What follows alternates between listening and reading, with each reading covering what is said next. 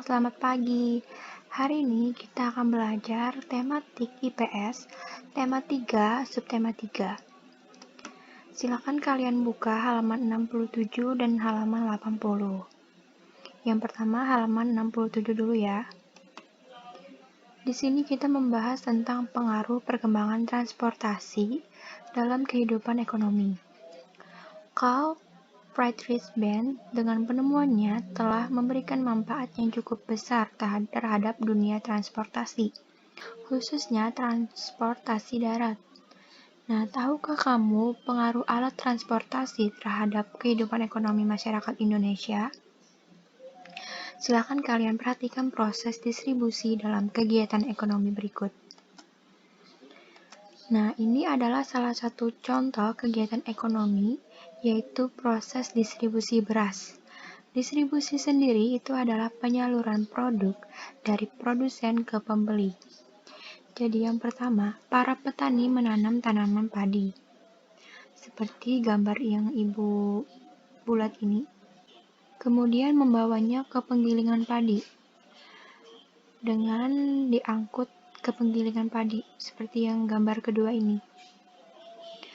Padi diproses menjadi beras menggunakan mesin penggiling padi di sini.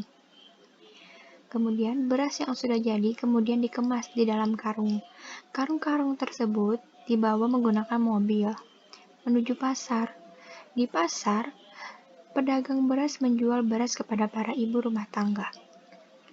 Ibu rumah tangga yang membeli beras kemudian menanaknya menjadi sebuah nasi. Nasi yang telah matang disajikan dan siap disantap. Nah, menyantap nasi itu termasuk kegiatan konsumsi. Sekarang kita ke halaman 80. Di halaman 80 ini kita akan membahas tentang dampak penemuan terhadap kehidupan masyarakat.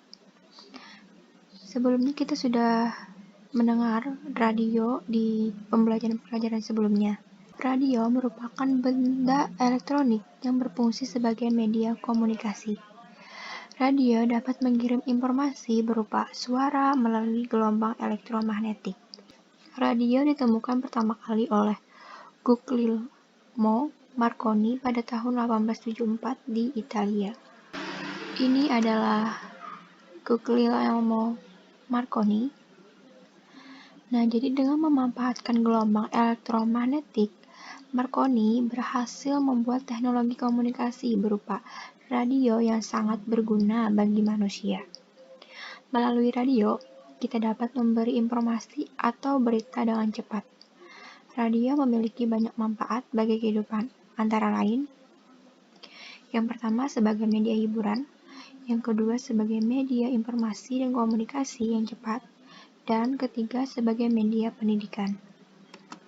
Nah, selain radio, banyak penemuan lain yang membawa dampak besar bagi kehidupan masyarakat.